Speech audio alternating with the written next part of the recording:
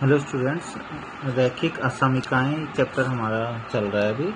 और बच्चों इसमें हमने जो प्रश्नावली, जो पहली इसकी प्रश्नावली है, ठीक है, उससे रिलेटेड बच्चों हम कुछ उदाहरण कर रहे थे, ठीक है ना। और प्रश्नावली के क्वेश्चंस भी मैंने दिए थे घर से करने के लिए 6.1, ठीक है। तो उसके अभी जो हमने कुछ एग्जाम्पल्स हमने कर लिए थे बच्चों, 6 तक कर लिए थे, ठीक है। अब हम जो आज करने जा रहे हैं बच्चों, देखो सबसे पहले तो ये देखो, ये कुछ जो पहले कराए गए थे, ठीक है, तो तुमको बताया गया था कि कैसे इनको हल करना, और कुछ क्वेश्चन ऐसे थे कि कैसे इनको संख्या रेखा पे आलेखित करना। अब जो बच्चों इसके क्वेश्चन हैं वो हैं कुछ वर्ड प्रॉब्लम, जिन्हें बोलेंगे शब्द वाले, शाब्दिक, मतलब जिनमें क्या है कि तुम्हें करना तो फिर से वैसे ही है, मतलब इस प्रकार से ही जैसे असमीकाएं दी हैं तो इनको ये हल करना है, लेकिन असमीकाएं बनानी भी तुमने खुद है, ठीक है ना। इसमें असमीकाएं तुम्हें बनी बनाई असमीकाएं मिली है ना, ठीक है। उसके बाद तुमने एक्स की वैल्यू निकाल दी। अभी तुमको एक्स भी खुद मानना पड़ेगा कि किसको तुमने एक्स मानना है, ठीक है। उसके बाद तुम्हें उसमें खुद ही ग्रेटर देन लेना है, लेस देन लेना है, greater than equal to, less than equal to क्या लेना है, ठीक है ना। कौन सा इन चारों में से कौन सा साइन लेना है, किस तरीके से लेना है, वो सब तुम खुद ही करना पड़ेगा। और उसके लिए क्या है, जो प्रश्न की भाषा है उसे तुम्हें समझना पड़ेगा और उसके अनुसार क्वेश्चन करना पड़ेगा, ठीक है। तो प्रश्न की कैसी भाषाएं होती हैं और किस तरीके से तुम्हें उनको समझना है, तो बच्चों आज वो हम देखेंगे, ठीक है। तो ऐसा करते हैं, इसके आगे हम जो क्वेश्चन है उदाहरण 7 उसको समझते हैं बच्चों। तो बच्चों पहला क्वेश्चन हम देखेंगे, उदाहरण 7 जो है पहला शाब्दिक क्वेश्चन, ठीक है। कक्षा 11 के प्रथम सत्र व द्वितीय सत्र की परीक्षाओं में एक छात्र के प्राप्तांक 62 और 48 हैं। वह न्यूनतम अंक ज्ञात कीजिए जिसे वार्षिक परीक्षा में पाकर वह 60 अंक का न्यूनतम औसत प्राप्त कर ले। तो सबसे पहले तो बच्चों समझना है प्रश्न को, ठीक है ना, क्वेश्चन को समझना है तुम्हें, और इसको समझने के बाद तुम्हें इसे कन्वर्ट कर देना है कौन से रूप में। और अगर हम बच्चों इसको अच्छे से समझ जाएंगे उसके बाद हम इसको कन्वर्ट कर पाएंगे, हमारी जो सिंपल जो हम असमीका जैसे हम अभी हमने करी थी उसमें कन्वर्ट कर पाएंगे, ठीक है। तो देखते हैं इस क्वेश्चन को क्या क्या लिखा है इसमें। कक्षा 11 के प्रथम सत्र व द्वितीय सत्र की परीक्षाओं में एक छात्र के प्राप्तांक 62 और 48 है, मतलब कोई बच्चा है, ठीक है, उसने जो, मतलब तुम ये भी कह सकते हो कि फर्स्ट प्रथम मान लो कोई परीक्षा हुई, ठीक है ना, उसके बाद फिर दोबारा से परीक्षा हुई, ठीक है ना, और उसके बाद फिर अब वार्षिक परीक्षा भी होनी, तो उसने 2 बार की परीक्षा तो दे दी। मतलब कुछ ऐसे ले सकते हो तुम कि मान लो एक प्रथम मासिक परीक्षा भी, फिर द्वितीय मासिक परीक्षा भी, उसके बाद एक और लास्ट वार्षिक परीक्षा होनी चाहिए, मतलब तीन परीक्षाएं थी उसकी, ठीक है। तो पहले में उसके नंबर कितने आए, 62, ठीक है। प्रथम व द्वितीय सत्र में के प्राप्तांक इतने हैं, ठीक है, क्रमशः समझ लो, क्रमशः इतने, मतलब प्रथम में 62 है और द्वितीय सत्र में कितने हैं, उसके 48 नंबर हैं, ठीक है। तो अब वो कह रहे हैं कि वह न्यूनतम अंक ज्ञात कीजिए जिसे वार्षिक परीक्षा में पाकर वह 60 अंक का न्यूनतम औसत प्राप्त कर सके। तो वो ये बोल रहे हैं कि वो वार्षिक परीक्षा में कितने नंबर लाए। तुम देखोगे उसके नंबर थोड़ा सा कम लग रहे हैं, यहाँ पे 62 है, यहाँ पे 48 है। तो अगर हम ये अब वो बच्चा ये चाह रहा है कि उसके कितने नंबर आ जाएं, औसत, एवरेज।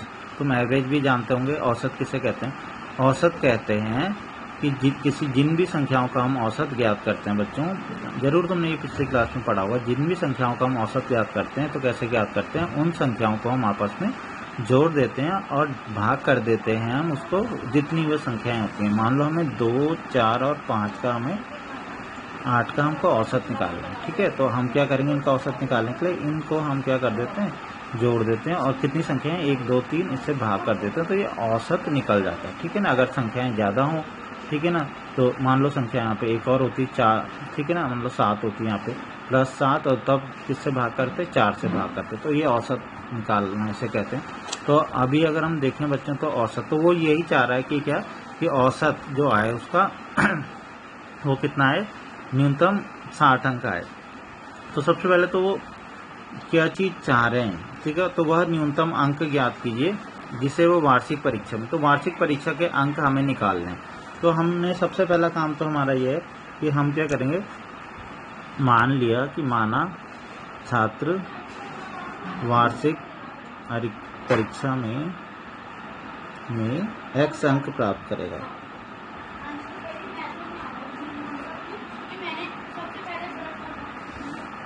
माना छात्र वार्षिक परीक्षा में x अंक प्राप्त करेगा, ठीक है ना। तो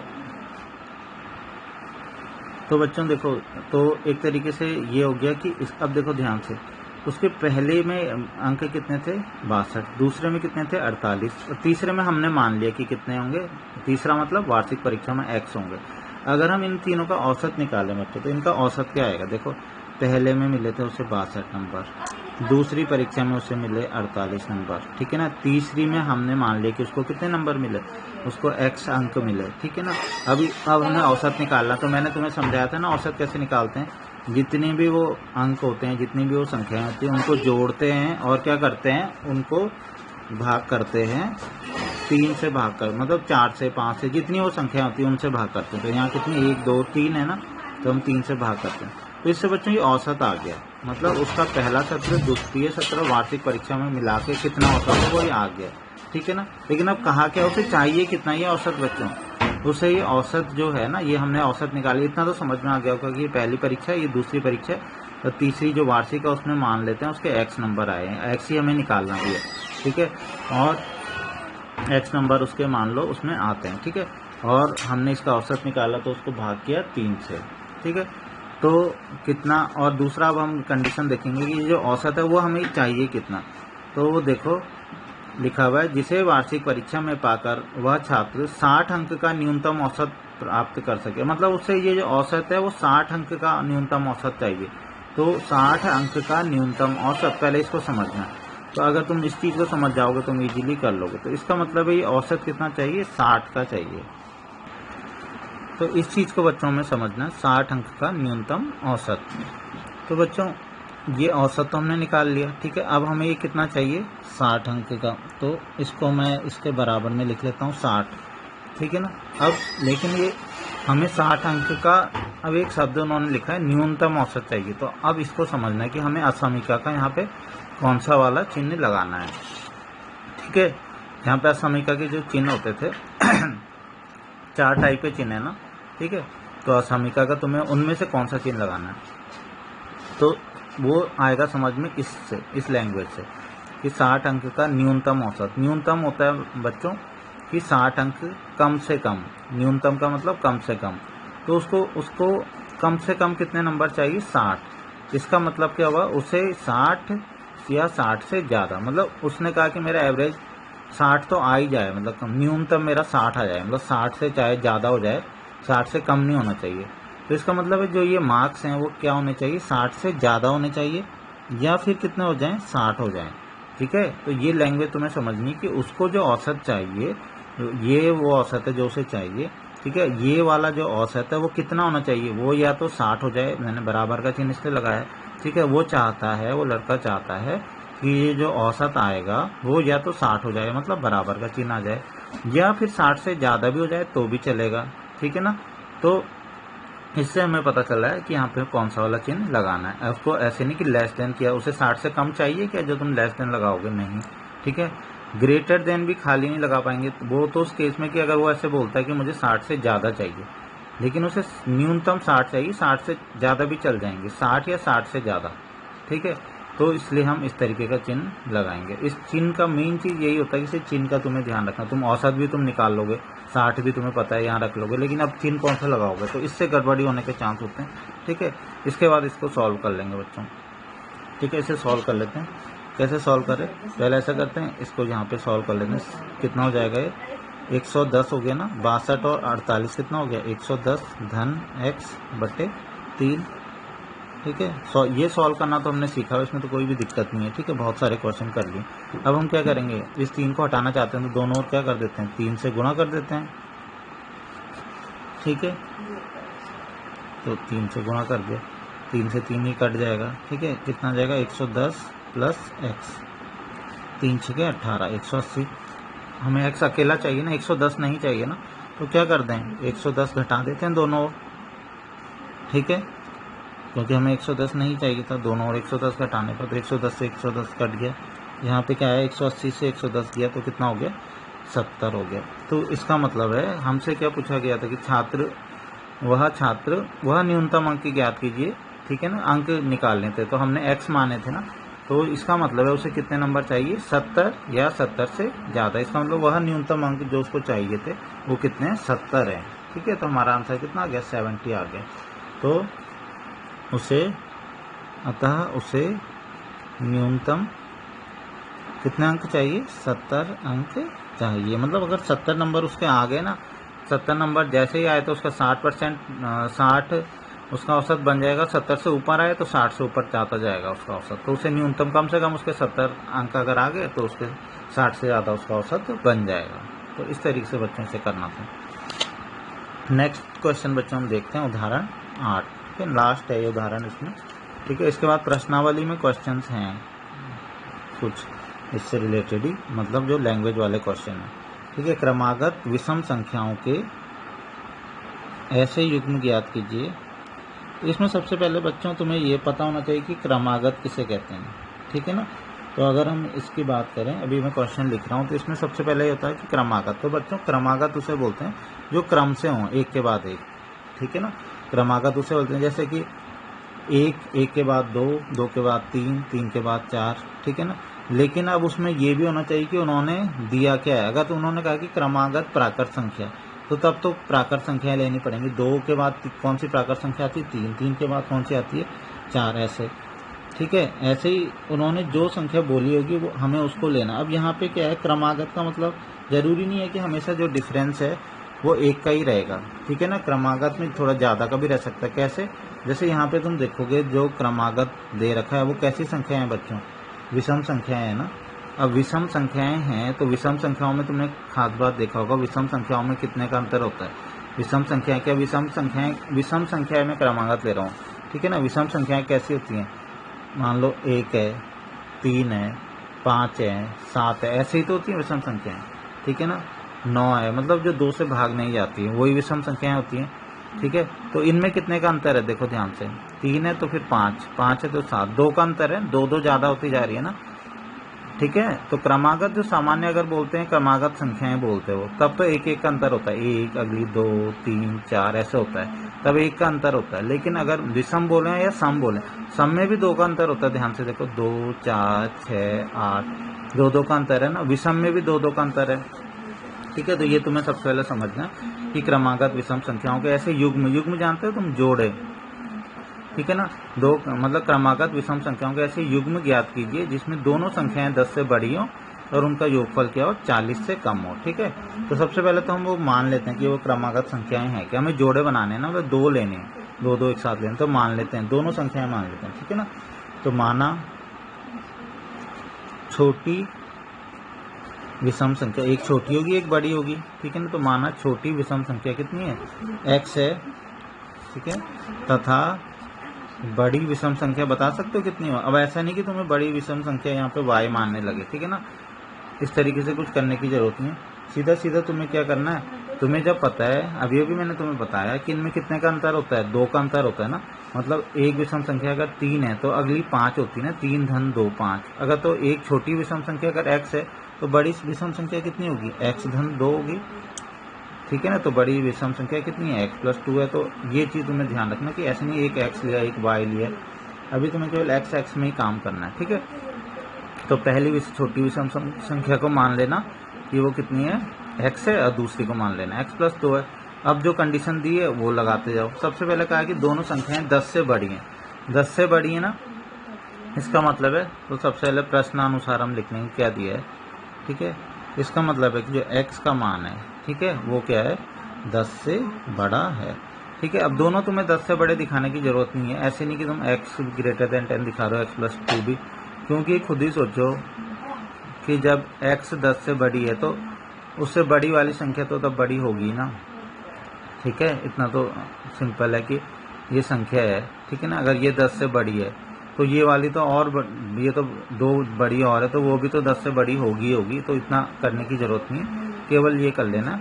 तो प्रश्नानुसार दोनों संख्याएं 10 से बड़ी है ना, तो खाली तुम इतना लिख देना कि x का मान क्या है, 10 से बड़ा, x > 10। इसका नेक्स्ट है, और क्या है, और भी दिया है प्रश्न के अनुसार, उनका योगफल 40 से कम हो। ठीक है, तथा एक और चीज कंडीशन दी है, इसको कुछ मान लेते हैं, इस असमीका को फर्स्ट मान लेते हैं। ठीक है। दूसरा उन्होंने ये बोला कि योगफल 40 से कम हो, तो इनका योगफल होगा कितना, पहले देखो x धन और कितना x प्लस 2, ठीक है। ये हो गई पहली संख्या, ये हो गई दूसरी संख्या, हमने दोनों को जोड़ दिया। उन्होंने कहा इसका योगफल कितने से कम होना चाहिए, 40 से कम, यानी कि लेस देन 40, यही तो बोला उन्होंने। इन दोनों का योगफल 40 से कम, इसमें कोई दिक्कत ही नहीं, ना इसमें दिक्कत है ज़्यादा, ना इसमें दिक्कत है, ठीक है ना। बस ये ध्यान रखना है कि छोटी विषम संख्या को x मानना है, बड़ी को x प्लस 2 मानना है। इतना तुमने कर दिया तो ज़्यादा परेशानी नहीं होने वाली, ठीक है। अब क्या है, इसको सॉल्व करना है। जोड़ो जरा, x प्लस x कितना हो जाएगा बच्चों, 2x प्लस 2, ठीक है। अब किसको हटाएंगे, सबसे पहले 2 को तो हटाएंगे, तो क्या कर देंगे, दोनों और क्या घटा देंगे, -2 कर देंगे, ठीक है ना। दोनों और 2 घटा देंगे, 2 से 2 कट गया, कितना हो गया, 2x लेस देन 38 हो गया, 40 में से 2। अब क्या हटाएंगे, 2, तो दोनों और किससे भाग कर देंगे, 2 से, तो x इज लेस देन 19 आ जाएगा ना। तो ये 2x, ठीक है ना, और बटे 2, ठीक है ना, और क्या था यहाँ पे 38 बटे 2, 2 से भाग कर दिया तो कटा है, तो कितना हो गया, x छोटा है 19, तो x का मान 19, इसको 2 मान लेते हैं। तो अगर हम करें फर्स्ट तथा सेकंड दोनों को कंबाइन कर लेते हैं, ठीक है ना। अब यहाँ पे यही चीज़ होती है मेनली कि अब दोनों को कंबाइन करके देखो कैसे लिखूंगा। क्या है, इसमें क्या लिखा था, इसमें लिखा था कि x का मान 10 से बड़ा है, ठीक है, x इज ग्रेटर देन 10, ऐसे लिखा था। ध्यान से देखो, देखो अब इसको समझ लेना, जैसे ये ऐसे लिखा था पीछे, ठीक है ना। अभी क्योंकि पीछे पलटना पड़ेगा बार बार, इसलिए मैं यहाँ पे लिख देता हूँ, ये था वहाँ पे। देखो इसको करने का बहुत आसान तरीका, तुम्हें क्या करना है, सबसे पहले यहाँ पे x लिख देना है, ठीक है ना। उसके बाद तुम्हें क्या करना है, यहाँ पे देखो x का मान 10 से बड़ा है, तुम्हें ठीक वैसे ही चिन्ह लगाते जाने जैसे यहाँ लगे हैं। देखो सबसे पहले तुम देखोगे कि सबसे पहले तुम यहाँ पे देखोगे कि इस तरीके से तुम्हें चिन्ह लगाने, देखो ऐसे, ठीक है, इस तरीके से चिन्ह तुम्हें सबसे पहले लगा देने यहाँ पे, ठीक है, इस तरीके के चिन्ह, ठीक है, कि x का मान इतने से इतने के बीच में, ऐसे वाले चिन्ह लगाना, ऐसे वाले मत लगाना, ऐसे वाले लगाना, ठीक है। जैसे ही तुमने ये चिन्ह लगाए उसके बाद तुम देखोगे कि ये x खुला वाला, x का मुंह खुले वाले की ओर इसमें है ना, और तो यहाँ पे तुम कौन सी संख्या लिख दोगे, 10, और ये वाला क्या है 19 यहाँ पे लिख दोगे। और अब देखो मैं थोड़ा सा बता देता हूँ कि क्या वही चीज़ हमने लिखी है, ठीक है। तो अगर हम इसमें देखेंगे बच्चों तो क्या हो जाएगा, इस वाले को अगर मैं हटा दूँ, ठीक है ना, इसको मैं हटा दूँ तो देखो यही तो हो गया, x छोटा है 19 से, ठीक है। वही देखो समीकरण जो लिखी है, समीकरण तो नहीं बोलेंगे इसे, असमीका है जो, ठीक है ना, 2, तो वही आ रही है, देखो आई। नेक्स्ट बच्चों अगर हम देखें, अगर मैं इसको हटा दूँ थोड़ी देर के लिए, तो अब तुम्हें उल्टा जरूर लग रहा होगा, लेकिन है वही चीज़ ऊपर जो यहाँ पे कितना लिखा हुआ है, यहाँ पे लिखा हुआ है कि 10 छोटा है x से, या x बड़ा है 10 से, तो यहाँ पे भी वही तो लिखा है x बड़ा है 10 से, एक ही चीज़ है। तो ये भी वही चीज़ है, ये वही चीज़ है, तो दोनों को कंबाइन करके बच्चों हम इसको इस तरीके से लिख देंगे, ठीक है। तो इसको इस तरीके से लिखना है तुम्हें, ठीक है। फिर समझ लो क्या करना है तुम्हें, यहाँ पे x का मान लिखा, ठीक है ना, ऐसे ऐसे ये वाले चिन्ह लगाए, ठीक है ना। एक बल्कि तुम ये भी कर सकते हो, एक तरफ छोटी संख्या लिखी, एक तरफ बड़ी संख्या लिखी, ठीक है, ये भी कर सकते हो, क्योंकि होगा तो मान छोटे से बड़े में ही होगा ना जब करोगे, ठीक है। और मेन चीज़ तुम्हें ये देख लेना है यहाँ पे कि इसका मुंह खुला मुंह x की ओर है, ठीक है ना, और ये बंद वाला मुंह है वो 10 की ओर है, तो यहाँ पे भी वही है, यहाँ पे भी खुला मुंह 19 की ओर है, बंद मुंह x की ओर है, ठीक है। तो इससे पता क्या चल रहा है, सबसे पहले तो ये देखो, इससे ये पता चला कि x का मान 10 से बड़ा है और x का मान 19 से छोटा है। इसका मतलब है x का मान 10 और 19 के बीच में। तो बच्चों अब तुम्हें क्या करना है, अपनी ओर से 10 और 19 के बीच की संख्याएं लेनी है तुम्हें, ठीक है ना। लेकिन संख्याएं कैसी लेनी है, वही संख्याएं लेनी है जो कि तुम्हें पूछी गई हैं, ठीक है ना। तुम्हें कैसी संख्याएं कही गई थी, तुमसे कहा गया था कि उनके जोड़े बनाओ जो कि क्रमागत विषम संख्याएं। तो तुम्हें 10 और 19 के बीच में केवल विषम संख्याएं लेनी है बच्चों। तो मैं एक तरफ से विषम संख्याएं लेता हूँ। तो सबसे पहले मैं ले लेता हूँ 10 और 19 के बीच में एक विषम संख्या 11 लेता हूँ, ठीक है। 11 के बाद कौन सी विषम संख्या आती है बच्चों, 13। एक जोड़ा तो बच्चों ये बन गया, 11 और 13 का जोड़ा बन गया, ठीक है। तो एक जोड़ा तो ये बन गया। नेक्स्ट हम लेते हैं, तो अब एक अगला जोड़ा बनाते हैं, ठीक है। हमने 11 ले ली थी ना, 11 के बाद मैं अगली ले लेता हूँ। 11 के बाद कौन सी आती है, 13, ठीक है ना, ठीक है। 13 के बाद कौन सी आती है, 15। तो एक जोड़ा ये बन गया 13 और 15 का, ठीक है। एक्स के मान देखो कौन कौन से हो रहे हैं, ठीक है। ये एक तरीके से ये एक्स के मान है, ये एक्स, ठीक है, ये x+2 हो गया। ठीक है, हमने अभी पीछे क्या बोला था बच्चों, हमने यही तो बोला था कि पहली छोटी वाली संख्या x है और बड़ी वाली संख्या x+2 है। तो ऐसे ही कर रहे हैं हम, x का मान जब 11 है तो x+2, 11+2 13, ये भी x है। ठीक है, ये x+2 है, इस तरीके से कर रहे हैं। ठीक है, अगला मान इसके बीच में 10 और 19 के बीच में कौन सा है, 15 है। ठीक है ना, 15 और कितना हो जाएगा यहाँ पे, 15 के बाद बच्चों कौन सी संख्या आती है, 17, तो ये हो गया। ठीक है, नेक्स्ट क्या है बच्चों, 17। ठीक है, 17। ठीक है, और 17 के बाद कौन सी संख्या आती है, 19।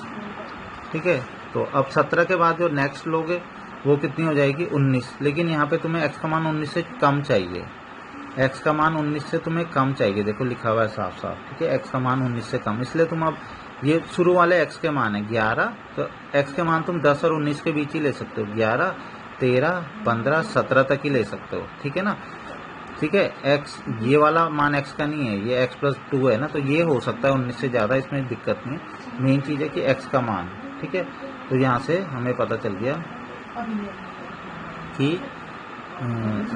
ये युग्म बन सकते हैं। ठीक है बच्चों, तो ये संभावित जोड़े जो हैं, ये संभावित युग्म ये बन गए। ठीक है, आंसर इसके मतलब एक आंसर नहीं है इसके कई सारे आंसर है, तो संभावित युग्म ये 4 आंसर इसके हैं। ठीक है, इसमें सारी वो कंडीशंस लगेंगी जो हमें क्वेश्चन में दी गई थी। ठीक है ना, हमें ये कहा गया था कि दोनों संख्याएं 10 से बड़ी हों, तो सारी संख्याएं देखो 10 से बड़ी हैं। ठीक है ना, उनका योगफल 40 से कम हो, तो इन सब का योगफल 40 से कम है। देखो इनको जोड़ोगे तो हमेशा क्या होगा, 40 से कम ही आएगा, तो सारी कंडीशन आएगी। तो इस तरीके से बच्चों को क्वेश्चन करना है। बच्चों इसमें जो प्रश्नावली में क्वेश्चन है लैंग्वेज वाले, तो उसमें कुछ तुम देखोगे, जैसे ये वाला क्वेश्चन है। ठीक है, तो ये वाला क्वेश्चन तो 21वां वाला क्वेश्चन जो है। ठीक है ना, रवि ने पहले 2 एकक में 70 और 75 अंक प्राप्त किए, वह न्यूनतम अंक प्राप्त कीजिए जिससे वह तीसरी एकक में पाकर 60 अंक का न्यूनतम औसत प्राप्त कर लिए। एग्जैक्ट वैसा ही क्वेश्चन है जैसे मैंने कराया था। ठीक है ना, 70 75 है, मान लेंगे उसके x है, तो 70 धन 75 धन x/3, और जैसे मैंने कराया था, और 60 अंक का उसे न्यूनतम औसत चाहिए। एग्जैक्ट वैसा ही क्वेश्चन है। ठीक है, नेक्स्ट है अगला वाला, किसी पाठ्यक्रम में ग्रेड A पाने के लिए एक व्यक्ति को सभी 5 परीक्षाओं प्रत्येक 100 में से 90 अंक या अधिक का औसत प्राप्त करना चाहिए। यदि सुनीता के प्रथम 4 परीक्षाओं में इतने हैं तो वह न्यूनतम अंक ज्ञात कीजिए जिससे 5वीं परीक्षा में प्राप्त करके सुनीता उस पाठ्यक्रम में ग्रेड A पाएगी। तो बच्चों ये क्वेश्चन भी सेम ऐसा ही है, थोड़ा लैंग्वेज चेंज हो गई है। इस बार कितने अंक हैं टोटल जिसने भी पेपर दिए हैं। ठीक है, तो उसने पहली में 87, फिर 92, 94, 95, 4 तो दे दिए, एक और देनी है उसे, तो इस बार 5 परीक्षाएं होगी, तो उस 5वीं को मान लेंगे x, तो 87 + 92 + 94 + 95 धन x, और बटे क्या कर देंगे, 3 कर देंगे, सॉरी बटे 1 2 3 4 5 है ना, तो बटे 5 कर देंगे। ठीक है ना, पहले तो इतना आ गया। दूसरा उसे चाहिए कितने अंक आप चाहिए, 90, तो दाईं ओर हम कितना लिखेंगे, 90 लिखेंगे। अब देखेंगे हमें चिन्ह कौन सा लगाना है। ठीक है, बाईं तरफ क्या आएगा पता चल गया ना, ये चारों धन x और बटे कितना 5, और दाईं तरफ क्या लिखेंगे, दाईं तरफ लिखेंगे 90। ठीक है ना, 90 अंक चाहिए, उसका औसत चाहिए ना उसे, लेकिन क्या कैसे चाहिए, 90 अंक या अधिक अंक, तो इसका मतलब उसे 90 या 90 से ज़्यादा चाहिए। तो हम फिर से वही चिन्ह लगाएंगे जो अभी तक हम न्यूनतम में भी लगा रहे थे। न्यूनतम का भी मतलब वही था ना, जैसे 60 अंक न्यूनतम चाहिए, 60 अंक न्यूनतम का मतलब 60 या 60 से ज़्यादा चाहिए। अभी तो सीधा डायरेक्ट बोल रहे हैं कि 90 चाहिए या 90 से ज़्यादा, तो अभी भी वही चिन्ह लगता जाएगा जो हमने इस क्वेश्चन में लगाया, जो हमने उदाहरण में लगाया। ठीक है ना, वही इसमें लगेगा। ठीक है, फिर एक क्रमागत वालों बच्चों, विषम क्रमागत जैसे मैंने कराया था सेम ऐसे होगा। अगला वाला सम का, ये भी बच्चों ऐसे होगा। ठीक है, तो ये क्वेश्चन करना है, बाकी जो कुछ क्वेश्चन और बच्चे हैं वो हम नेक्स्ट उसमें देखेंगे, उनको बाद में हम समझेंगे। तो अभी ये होमवर्क है फिलहाल 21, 22, 23 और 24।